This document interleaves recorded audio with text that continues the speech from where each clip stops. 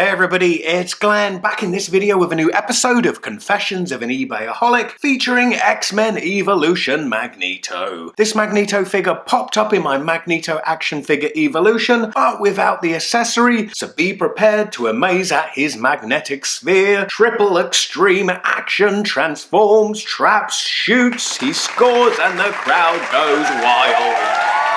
Regular viewers may remember me unboxing this very action figure on an episode a good while ago.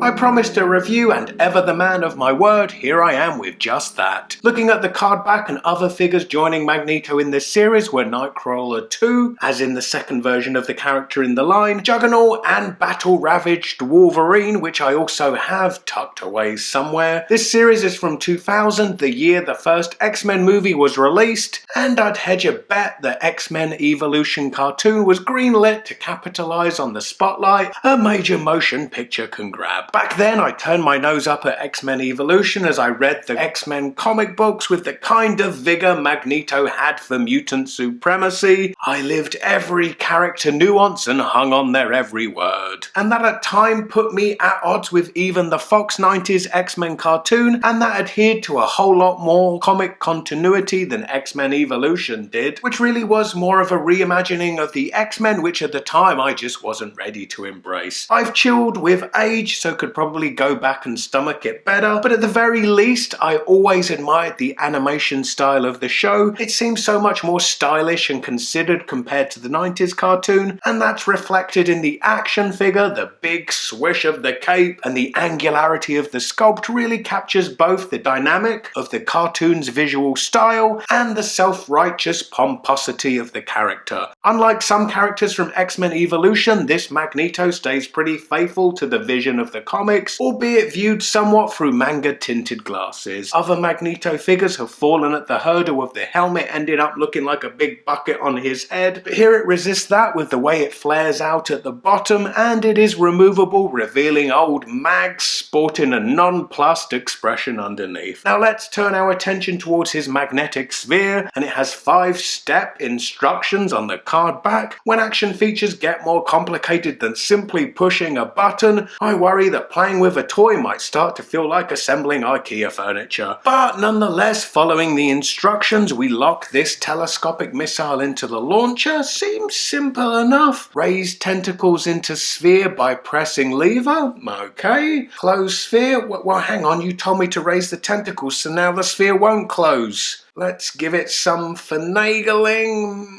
Done. Magneto's hand has a magnet attached to it. Place Magneto's hand over sphere to magnetically open the sphere. To magnetically open the sphere. Hello? Avon calling? Sod this. Let's just move on. Place Magneto's hand over missile launcher to launch the missile. Oh, come on. Magneto, the future of all mutant kind, may just depend on this display of power, so don't let us down. Oh, there we go. I guess the red dot is the trigger point, so let's try that again.